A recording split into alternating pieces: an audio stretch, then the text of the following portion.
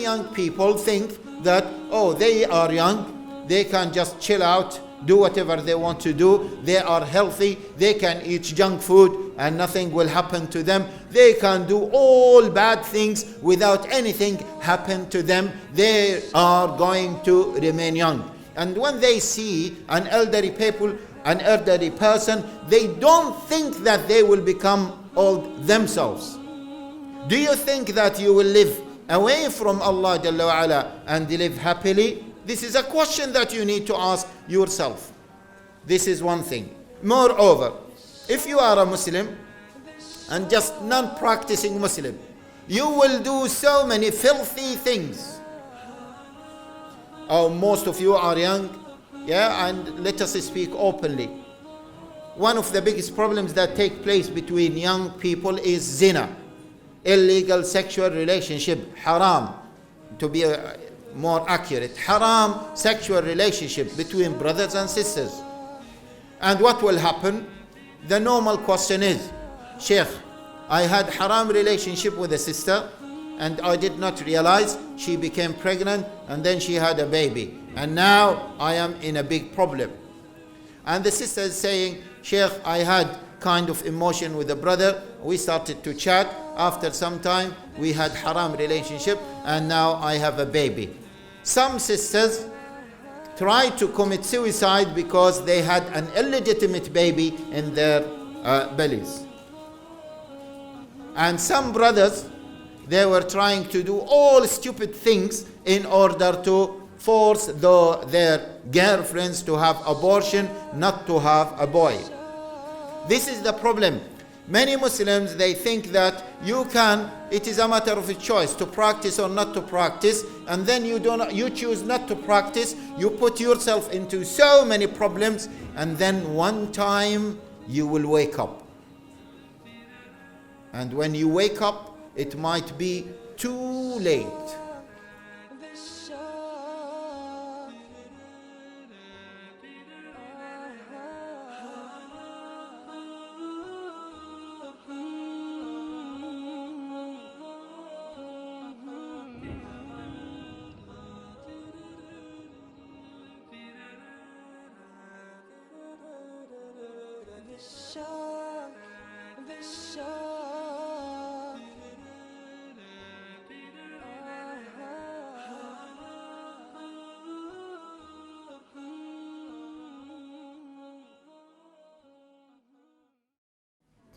الحمد لله نحمده حمدا كثيرا طيبا مباركا فيه ونثني عليه الخير كله ونصلي ونسلم على المبعوث رحمة للعالمين سيد الأولين والآخرين وإمام الأنبياء والمرسلين نبينا محمد صلى الله عليه وعلى آله وصحبه وسلم تسليما كثيرا. The title of this lecture is To Practice or Not to Practice. To practice Islam or not to practice Islam. What do we mean by the title of this lecture? To practice Islam or not to practice Islam? We mean that is practicing Islam a matter of a choice or not? Many people think that practicing people chose this path to practice Islam and it is a matter of a choice. Other people can choose not to practice Islam. And after some time, we started to think of Islam as an identity, and you chose to have an Islamic identity. Other people chose to have a non-Islamic identity, with a Christian identity, with a Jewish identity, with a maybe agnostic identity or atheist identity. Even within Muslims themselves, some of them thought that some people chose to take the practicing identity and other people wanted to have the non-practicing identity. It is a matter of choice. And I think this question has to be addressed sincerely, openly, and carefully. My dear respected brothers and sisters, in order to address this important question, I was thinking about it, and I was thinking about the angle that I need to address this particular question or topic from. I said to myself that we need to address 5 main questions. And I would like to appeal to all of you, my dear respected brothers and sisters, to take a pen and paper and write all these 5 questions as I always do. So please take a pen and paper or take your smart iPhone. Where is my smart iPhone? Yeah, take your smart iPhone and, okay, after entering the password, start to take notes, please. Has everyone done that? Yes, no, yes, no. Okay. The first question, I will pose the 5 questions first. The first question is, we need to ask ourselves, are we going to die? There is a lot has been said about death. Okay? So this is the first question. Have you written it down? Just write this question that, am I going to die? Are we going to die? The second question is, what will happen to me after death? Write it down, please. The third question is, am I going to remain as a young person all of my life? Am I going to become an old person? Am I going to become an old person? Am I getting older by time or not? So this is the third question. Have you written it down? The fourth question is, am I going to live without any problems in my life? I see many people are not writing. Brothers here, are you writing? Here, everyone, you are not writing, brothers. He is writing on your behalf. On the day of resurrection, you have to answer Allah Jalla wa Ala by yourself. You cannot say that He will answer questions on my behalf, Ya Allah. So you need to be worried about yourself. Brothers, sisters, everyone has to write, please. It will be very helpful for you after this lecture. And the fifth question is, so the fourth question is, or was, am I going to live with no problem, decent life, healthy life, comfortable life, all of my life? And the fifth question is, what is the purpose of my life? What is the purpose of my life? So these are the 5 questions. I thought that they will shape the nature of this discussion regarding, do I need to practice? Is it a must that I practice or not practice? Let us address each one of them quickly. The first question is, are we going to die? And I think, my dear respected brothers and sisters, that everyone says that he is going to die. There is no doubt about it. There is no doubt about it. Does anyone doubt that he or she is going to die? Anyone? No one. And as they say, simply look at the people around you, look at your forefathers, look at history. Everyone dies. This is a reality that we do not need to focus on, or we do not even need to discuss. Allah Jalla wa Ala says in the Quran, قُلْ فَدْرَأُوا عَنْ أَنفُسِكُمُ الْمَوْتَ إِن كُنْتُمْ صَادِقِينَ. Allah Jalla wa Ala mentioned this as an answer for some people who say to some of the companions, don't go for jihad, because if you go for jihad, you will be killed. You will die. Allah Jalla wa Ala says to them, you will die anyway. You will die anyway. And if you are truthful, then deter death, stop death from coming to you. And of course, no one can stop death. That's why Allah Jalla wa Ala challenged the whole humanity. It challenged the kings, the queens, the rich people, the poor people, the tyrant people, the influential people, the rich people, everyone. قُلْ فَادْرَأُوا عَنْ أَنفُسِكُمُ الْمَوْتَ إِن كُنْتُمْ صَادِقِينَ. Can you stop death from coming to you? No, you cannot stop that.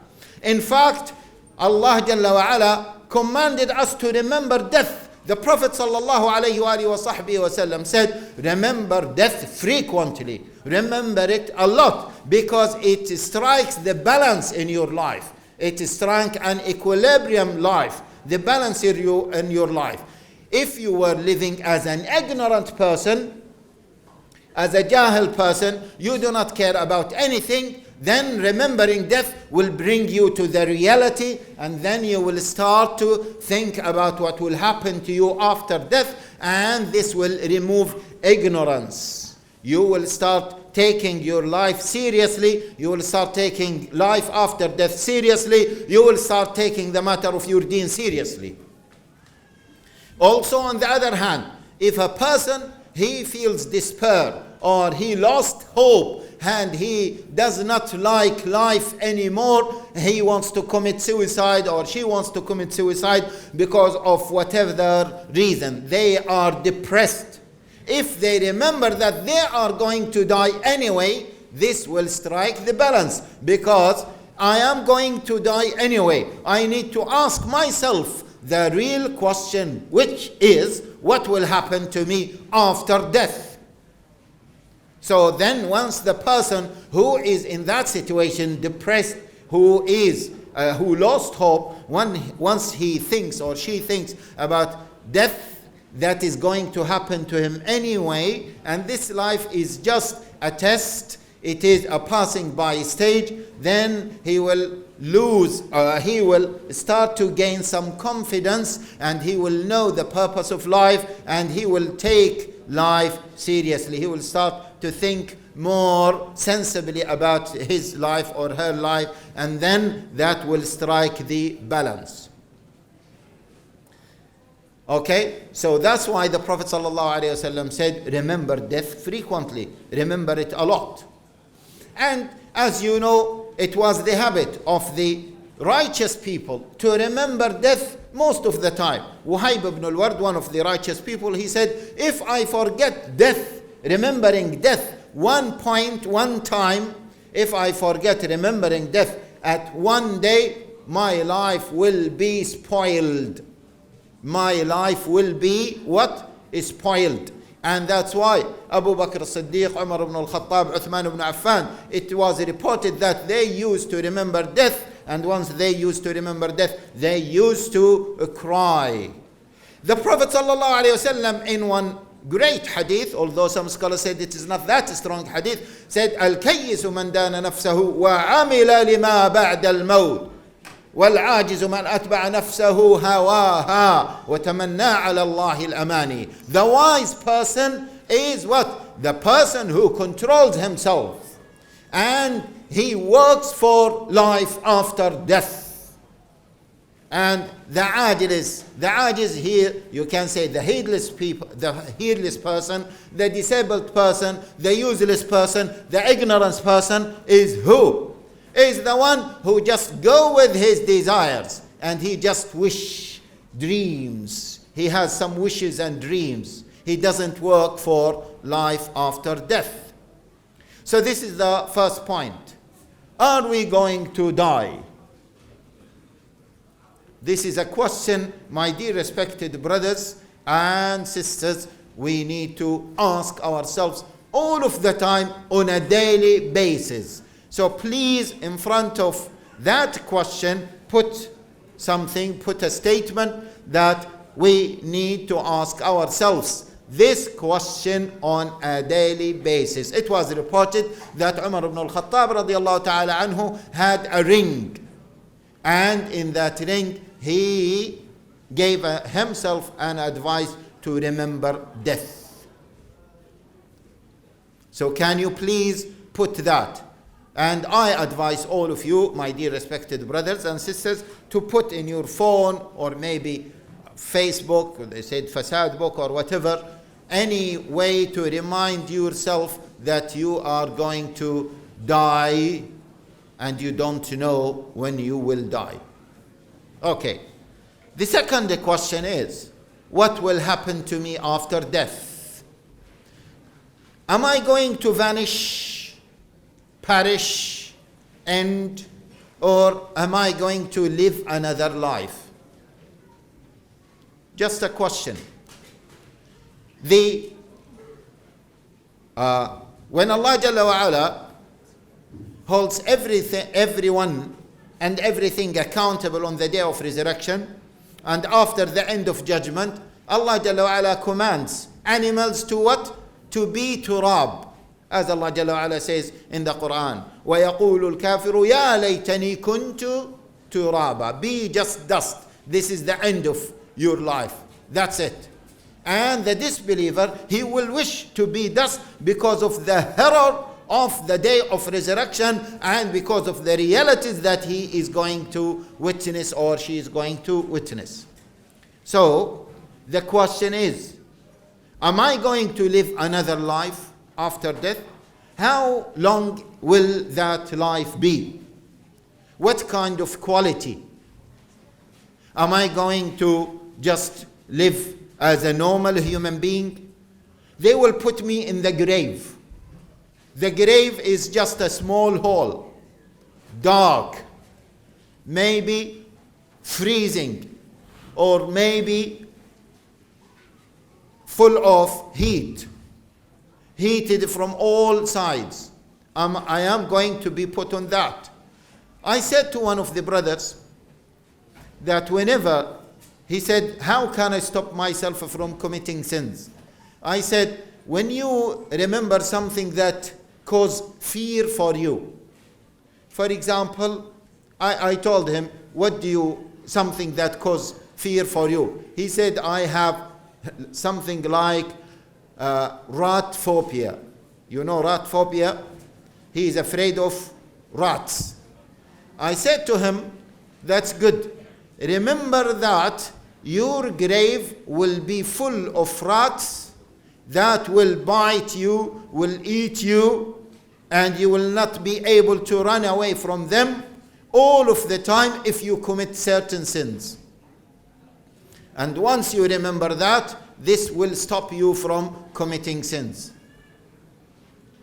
So, in the grave, what am I going to do? How I am going to live in the grave? Is the grave another life for me, or I will be just a dead body? And the grave itself, is it going to be dark? Is it going to be squeezed on my body?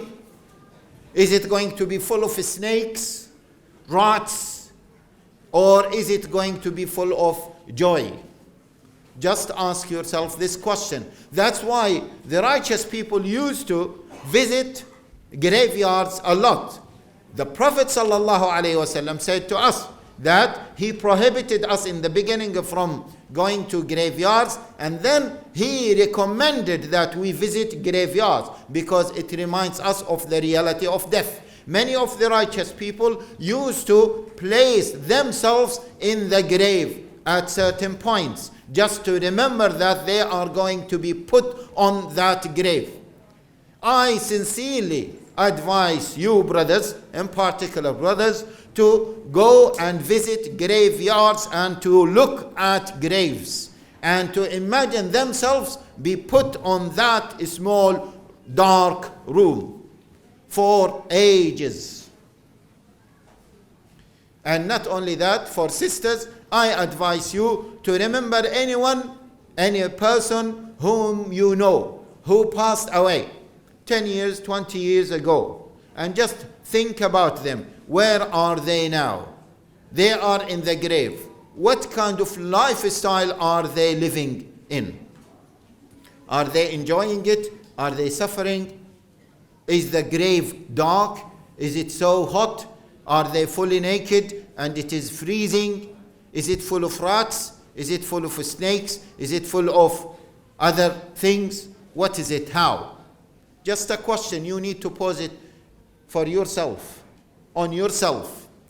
The third question is, most of you, mashallah, are young people. You need to ask yourself this important question. Am I going to remain as a young person all of my life, or am I going to become an elderly? Is it getting older and older the more I stay in this life? Why is this question? Because many young people think that, oh, they are young, they can just chill out, do whatever they want to do, they are healthy, they can eat junk food and nothing will happen to them, they can do all bad things without anything happen to them, they are going to remain young. And when they see an elderly person, they don't think that they will become old themselves. I'm asking you, young people, do you have that feeling or not? Do you have that feeling or not? Yes or no? Do you take it seriously that you will become an old person? Young sisters who do not wear hijab and they go outside, they display their beauty, they think that they will remain young sisters, attractive ladies all of the time. And they don't think that at one point they will become elderly and no one will be interested even in looking at them. And just look at some elderly people who will maybe pass by you, use public transportation, and they will move slowly, they will start coughing, they don't see, and sometimes you laugh at them, and sometimes maybe you look down at them, and sometimes you question yourself, why are they doing this? They are unable to walk, they are unable to see things, they don't talk properly, sometimes maybe saliva is coming out of their mouth, sometimes they are doing so bad things, and you will say, oh, this is disgusting. You don't know that you will become one of them and maybe worse than that. So, life is not really a good life. Life is horrible. Am I going to be like those old people? Maybe can't see, I need help, I need someone to help me to eat. People will look at me and they laugh at me. Life is not really that decent. Was I created to be like this? Beg people to help me? I need to think about this. I need to take it seriously. Then the fourth question, am I going to live with no problems? With no problems. Many people, my dear respected brothers and sisters, let alone young people, mature people, they think that they can choose their own lifestyle away from Allah Jalla wa Ala, and they think that they can live a decent life. And then, because they do not practice Islam, they put themselves into so many problems, and because of these problems, they cannot go out of these problems, and then they start asking questions. For example, if you live away from the guidance and the light of Allah, as we said, that Allah is the only source of light, what will happen after time? What will happen to you after time? You will feel completely depressed. You will feel low. You will feel lonely. You will have this suicidal feeling. And as Sheikh Saeed Raghi, the day before yesterday, said that he looked at the rate of suicide attempts in countries, and he looked at those countries who have the highest rates of suicides, and he found that all of them are non-Muslim countries, and all of them are the so-called civilized countries or the industrialized countries. I can tell you about where I came from Britain. On average, on a yearly basis, 4,000 people commit suicide. 4,000 people commit suicide on a yearly basis. Some years it is go up to 460, 70. Some years is just 390. And when it goes just below 4,000, 3,900 something, when it just go below 4,000, people become very happy. And everyone is talking about it, that we managed to minimize the rate of suicide. In Finland, I remember in 2006, in Finland, you know Finland? Yeah, that country where everything is almost given free to people, with one of the highest living standards in the world. I remember a group of people visited us in 2006, and they said that in 2006, in one day, 25 people committed suicide, just on one day. And most of them, I think they said 20 out of them were young people. How come? If they are finding all types of technology, healthcare system, and so on, they find it freely. Why do they commit suicide? So, do you think that you will live away from Allah Jalla wa Ala and live happily? This is a question that you need to ask yourself. This is one thing. Moreover, if you are a Muslim and just non-practicing Muslim, you will do so many filthy things. Non-practicing people and some practicing people. Here we are not talking about the label. We are talking about the reality. When you do not practice Islam, I can tell you, most of you are young, yeah, and let us speak openly. One of the biggest problems that take place between young people is zina, illegal sexual relationship, haram, to be more accurate, haram sexual relationship between brothers and sisters.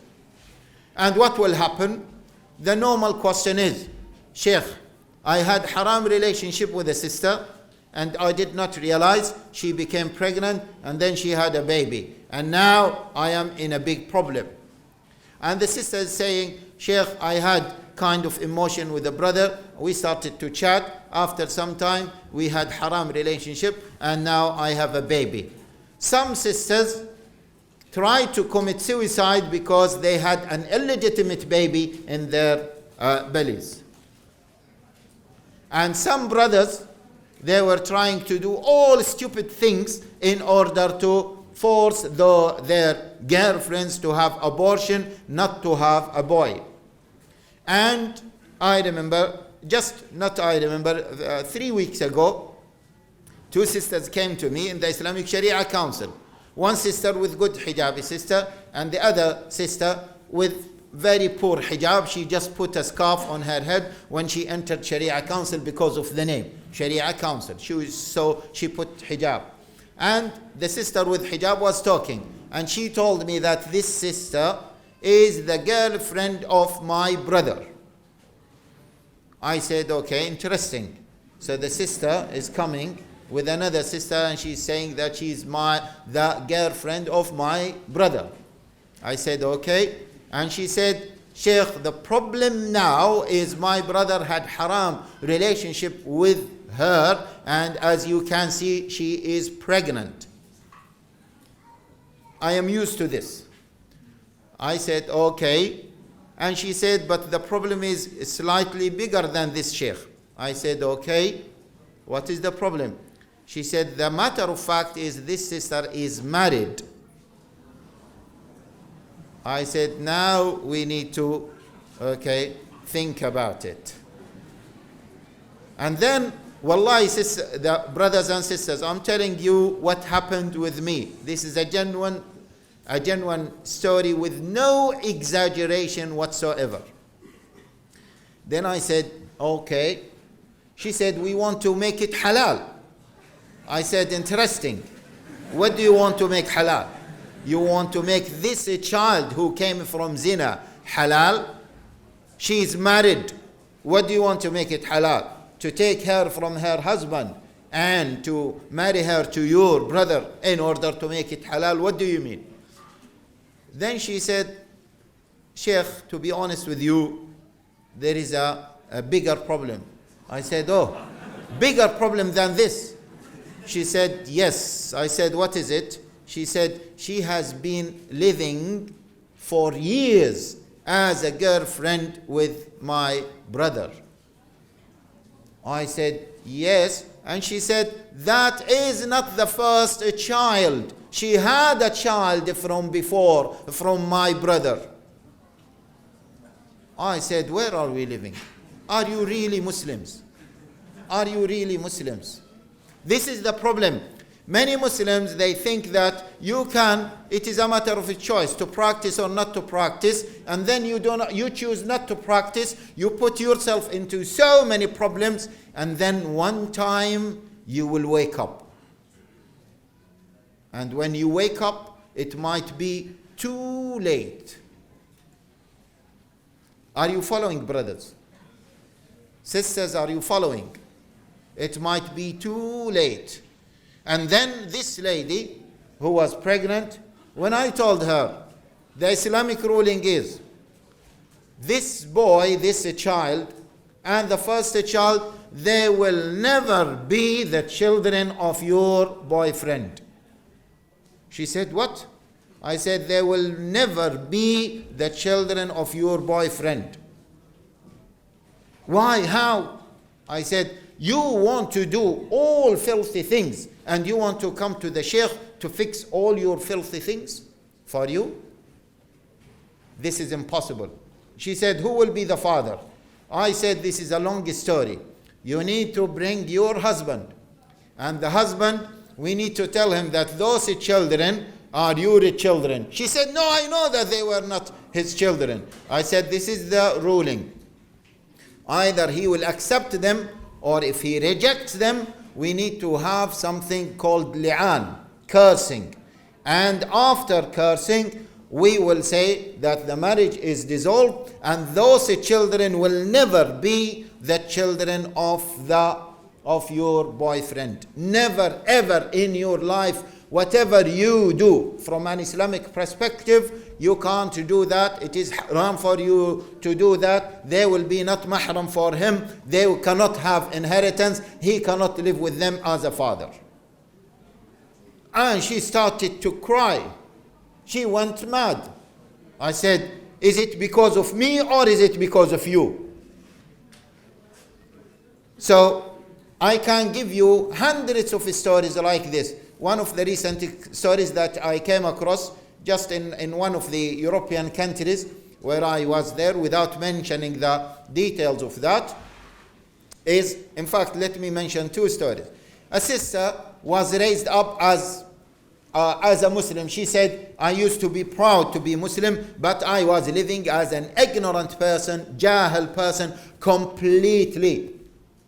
And then she said, a sister told me, let us go and have fun in some other country. So we traveled to another country, another Muslim country, and we were mixing with Jahil people. I saw a boy, and we started to develop relationship with him. Then this friend told me, why don't you get married to him? I said, but how do I need to get married to him? I need to tell my parents, I need to do this and that. They said, no, you don't need to do that. And she said, out of ignorance, I got married to him. Then when I got married to him, I came to know that he got married to me in order to gain access in the country, in the European country where she lives. So she left him. She ran away from him, but they have a legitimate and official marriage certificate signed and stamped by the religious affairs in that Muslim country. Then she went to that European country and she stopped contacting with her husband. After some time, she came to know another boy, and who is smart, intelligent, blah, blah, blah, etc., etc., etc., but he was not Muslim. Out of ignorance, she said, we can marry non-Muslims because we are human beings all. So she got married to that non-Muslim boy in the civil registry. She got married to him, they lived. And then she became pregnant. She gave birth to a child. When she gave birth to the child, she started to think about her child. Is he Muslim or is he not Muslim? So she started to discuss this with her husband, with her non-Muslim husband. Her non-Muslim husband, by the grace of Allah, he started to think about Islam. What do you mean by Muslim or non-Muslims? We are all the same. She said, no, there are differences between Muslims and non-Muslims. He started to dig more. Subhanallah, he accepted Islam. This is a genuine story. He accepted Islam. When she saw him accepting Islam, she said, what about me? I am a Muslim and I am ignorant. I don't know anything about Islam. So she started to study Islam, take Islam more seriously. So she started to practice Islam by the grace of Allah Jalla wa Ala. She woke up because of the child. And normally from experience, people think that they can mess around without having any consequences. And once the children come, subhanallah, because of the attachment they have to their children, they start to think seriously and to wake up. So when she woke up, and now she's saying, oh, I have a child. I don't know whether this child is from, he belongs to this man. I know that he belongs to this man, but I got married to this man after I got married to another man. And this man that I got married to, he was non-Muslim. So she came and we saw her and she was totally depressed. Wallahi brothers and sisters, she was crying, and if she has the choice to cry blood, she would choose to cry blood rather than to cry the normal tears. Because of what? Because of the pain she is going through because of her mistakes that she committed when she was not practicing Islam. And that's why I always say, do you think, my dear respected brothers and sisters, that you will live like this and you do all things, all bad things, and just go get along with your life? Another case of another sister. Again, I met her in one of the European countries. She said her problem started when she was 12 or 13 years of age. Her problem started with music. I'm sure that when I mention this story, I think many brothers and sisters might think of themselves that I'm talking about them. Yeah? Her problem started with music when she was 12, 13. And then after some time, she said that she became what? Addicted to music. She started to listen to music 4 hours a day, 5 hours a day, 6 hours a day, 7 hours, 8 hours a day.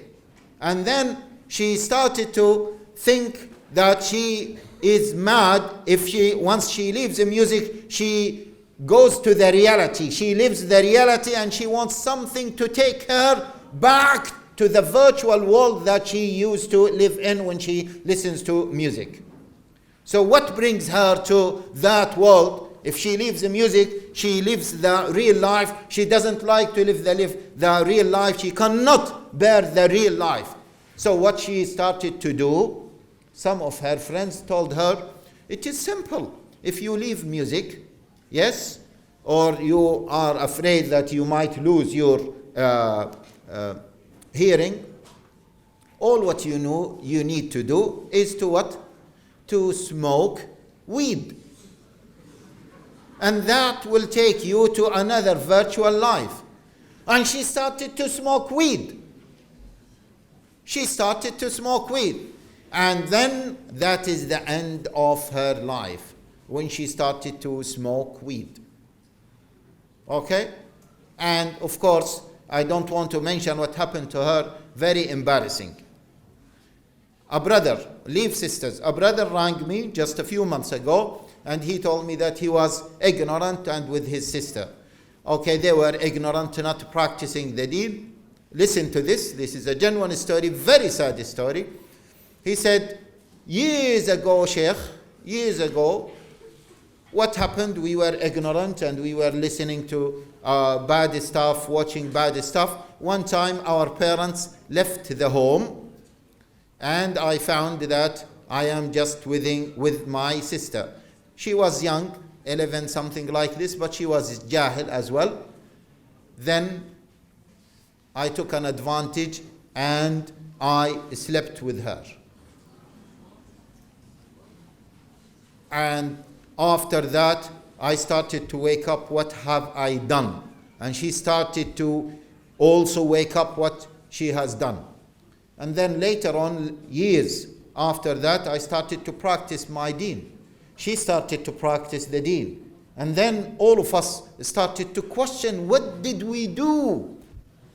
What is the hell that we have put ourselves in? And we are regretting, Sheikh, I cannot look at her, she cannot look at me. But there is a fire burning in my heart, and there is a fire burning in her heart. She cannot get married, I cannot get married. I have no shame myself because I have slept with my sister. I cannot take it. Do something for me, Sheikh. And wallahi, brothers, he rang once, twice, 3 times, 4 times. He said, please help, because I am burning. I cannot just stay. When I remember that I slept with my own sister. And this is the result of what? Of not practicing.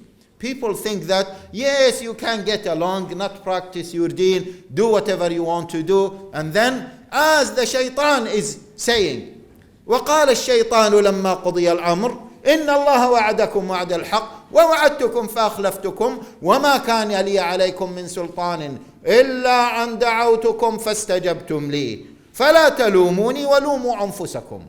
The shaitan is telling you at the day of resurrection, or is telling to the people at the day of resurrection, don't blame me. I was just calling you. You need to call yourself.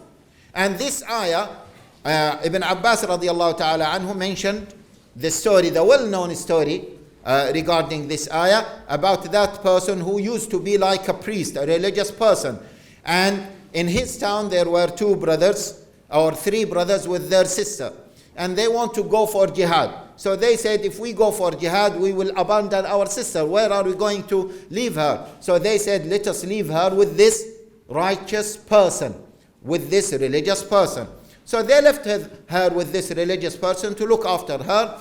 She is in her room or in her house, and he is in her house. He was bringing food for her, knocking on the door and just leaving. She comes pick up the food and just eat it. The shaitan came to him after some time, and then the shaitan told him, come on my friend, who is eating the food? Are you sure that she is the one who is picking the food and eating it?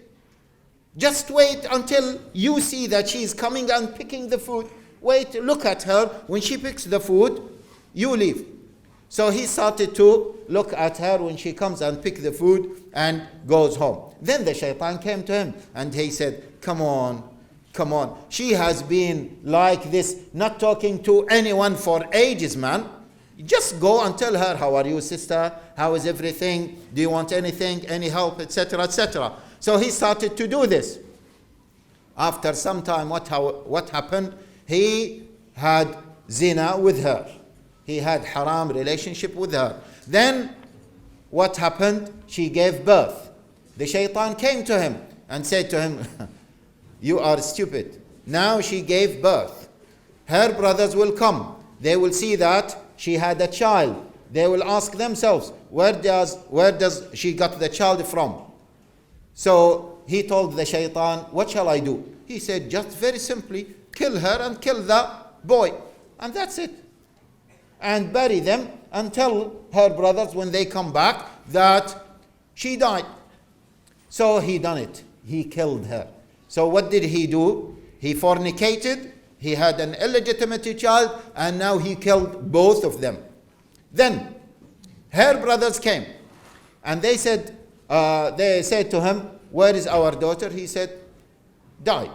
Where is her grave? That is her grave. Okay, khalas. La hawla wa la quwwata illa billah. The shaitan started to come to each of them in the dream. And he used to tell each one of them, you know what? The story that this priest told you is a fake story. The reality is that he had fornication with her. and he had a child, and he killed both of them. And if you want to know that I'm telling you the truth, go and dig the grave. You will see a woman and a child. He came to the first one. He went to the second one. And he came to the third brother. Then one time they met. And they started to ask each other, have you seen what I have seen? Have you seen what I have seen? And they said, yes, yes, yes. We need to go to him. They went to him. Listen, you have done this. No, no, no. You have done this. He confessed. He said, yes, I did it. They took him to the governor. The governor said, because he was a murderer, we need to kill him. We need to execute him. They put him on the stage to execute him. To execute him. When they put him on the stage, the shaitan came to him. And he told him, my friend, do you know who am I? He said, yes, you are the shaitan. He said, no, I am the one who caused all of this for you. And no one can help you except me. He said, okay, please help me. You know, now they are going to execute me. He said, yes, I can help you. No one can help you except myself.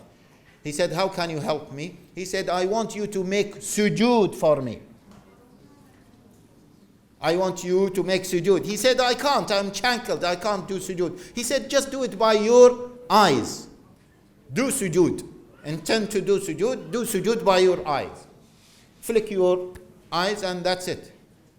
He did it. He made sujood for the shaitan. He was executed. He died as a kafir, straight to the fire of hell. Wallahi, my dear respected brothers and sisters, I remember a friend of my brother. He told me that his girlfriend sent him a letter. In that letter, she left him to another country. She said to him, I believe that you are my Lord. People think that they can leave Islam and not practice Islam with no consequences. There are grave consequences. Then the last question is, what is the purpose of life? I will leave it for you. However, because time is up, just I will take a few minutes as you can deduct it from the question and answer session if you don't mind. My dear respected brothers and sisters, I want to take this opportunity to say to you, how can you practice Islam? It is a long lecture how to practice Islam. However, I would like my dear respected brothers and sisters to do one thing in their life, which is, first of all, before I mention it, can I take a promise from all Muslims at least, and non-Muslims can do it as well. Can you promise me that you will do what I told you, what I will be telling you? Anyone who is brave, I want all of you to be brave. I will give you an advice which will be very, very useful. I will not give you anything that will be harmful. No,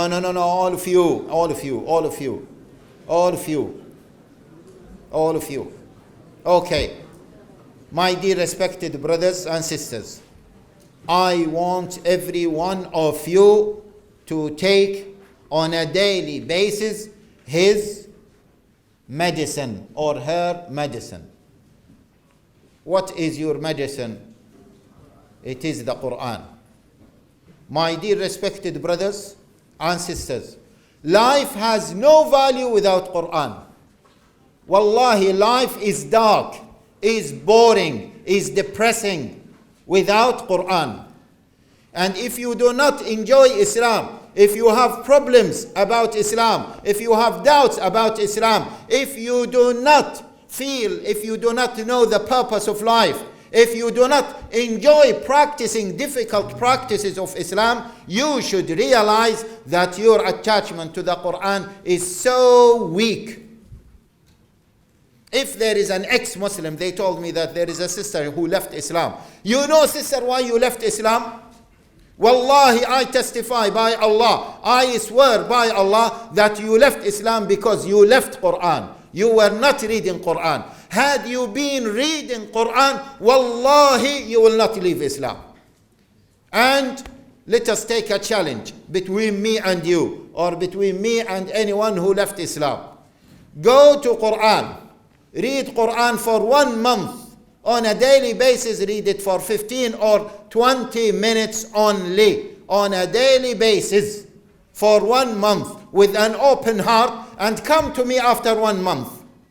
If you still want to leave Islam, if you still want to leave Islam away, then you say, well, the Sheikh is liar, and I accept from you to record a YouTube clip and to say, the Sheikh is liar. Seriously, don't laugh. A few weeks ago, a sister rang me and she said she had been Muslim for 10 years, over 10 years. And she said, Sheikh, I started to have some doubts about Islam. And seriously now, I really doubt Islam. I told her, sister, just without going into your questions about Islam, how frequently you read Quran? And she said, the last time I read Quran was when I accepted Islam 10 years ago. I said, this is the problem. Forget about intellectual doubts. Forget about any other questions that you do not have an answer for. All of them are silly questions. I told her, tell me any religion that is free from any criticism or any doubt. Christianity? She said, no, Christianity, there are thousands of questions. I said to her, Judaism? She said, I know there was a friend of mine who was Jew, and she had so many doubts in her mind about Judaism. I said, what about atheism? And she said, this is rubbish. I said, then if this is rubbish, this is rubbish, this is rubbish, why are you doubting Islam now? Do you think that if you leave Islam and you go to Christianity, you will have peace of mind? You will have all your questions answered? It is impossible. You are telling me that it is impossible. Do you think that if you leave Islam and you become atheist, you will live happy life? It is impossible. She said, I know that it is impossible. Then why do I have doubts about Islam? I said, because you do not have attachment to the light of the Lord, the source of light, Allahu Rabbul Alameen. So that's why, my dear respected brothers and sisters, you are a bad Muslim unless you read Quran fluently and you read Quran on a daily basis. Check yourself if you want to know whether you are a good Muslim or a bad Muslim. Bring a copy of the Quran. The Quran means the Arabic Quran. Yes, not the translation. I want every single one of you to do that. Okay? Just get a copy of the Quran. Go to the last part of the Quran. Open it randomly. If you can read fluently, then this is the first step. It means that you got the first question right. Then, after that, open Quran randomly. If you make 10 mistakes, then you should say to yourself that I am a bad Muslim. And in order to become a good Muslim, I need to be able to read Quran properly. If I don't read Quran properly, I am still a bad Muslim. Wallahi, ya brothers, this is the light of Allah Jalla wa Ala. This is the light of Allah Jalla wa Ala. Even non-Muslims, I challenge any of you to read Quran with an open mind and not to accept Islam. I challenge any non-Muslim to do that. I know many non-Muslim friends. I ask them this question, do you have a copy of the Quran? They say, yes, we have a copy of the Quran. I said to them, do you read it? Well, to be honest, we haven't read it. Why? Many of them, they say the same answer. They give the same answer. And you can check. Why don't you read it? They say that there is a power in the Quran and we are afraid that if we read the Quran, we have to submit to it. Ask non-Muslims, if there are non-Muslims, is that true or not? Is that true or not? I challenge you. Go and read the Quran and see the impact of the Quran on your heart. I interviewed this Jamie. He was 84 years of age when he accepted Quran, when he accepted Islam. I told him, why did you accept Islam? He said, because of the Quran. He said, when you touch the Quran, you just flip through that, you will come to know that this book has not been produced by human beings. You come to realize that this book has been given to you from the Lord. Subhanallah. Allah revealed to us, يا أيها الناس قد جاءتكم موعظة من ربكم وشفاء لما في الصدور وهدى ورحمة للمؤمنين. A maw'idah came to the whole mankind, a reminder to the whole mankind, not to Muslims only, to the whole mankind. Ya ayyuhan nas. A maw'idah, an admonition, a reminder, and shifa, healer for all the problems of our hearts. For all of you is a healer, including non-Muslims. And rahmah, mercy. The whole humanity will not know what mercy is unless they go back to this book. And you have to submit to it, which means that go and read it with an open heart, and you will see the impact of that book on yourself.